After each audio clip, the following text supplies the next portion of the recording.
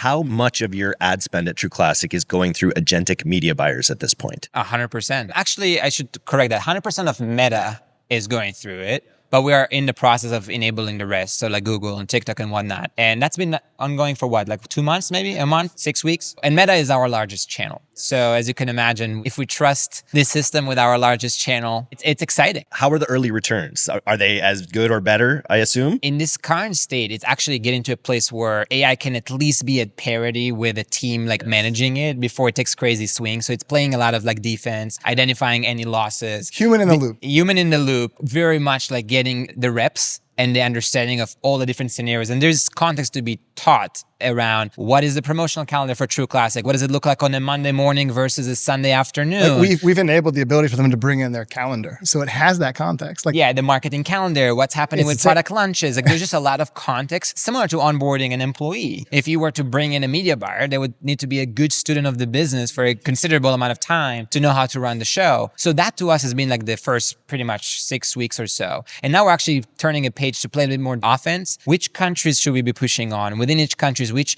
budgeting managing entities are the particular ad sets? Are we promoting the right types of products? How can we tag with AI? Which product is being promoted in every asset and then map it out to the website and the entire journey. And then also map out the rest of the business context, such as how much product do you have of every one of those items? What's the lead time to get more of it? And how do you take all that into consideration to figure out the right price point, the right discount, the right level of advertising, the right assets? The product becomes kind of like the hero in this big data model, and just all that is just context, supply chain context, logistics context, inventory context, marketing context, website context. So you can make the best possible decisions. And it's really robust. And in the past, you had to have really solid, if you will, cross-functional relationships. And no matter how you try to orchestrate the team, or no matter how you try to lead, there will always going to be breakdown in communications. And it won't happen as often. It'll happen once a week. It'll happen, when you have these regular scheduled touch points or whatever, versus this constant recursive loop. The amount of context we are putting into Moby for this, let's just say, like, you guys are pushing us in a very good way. Like, what does this look like? I think when you texted in Slack, you're like, we're going all in. We're putting it all. We already are all in. It just gets deeper and deeper. We looked at each other like,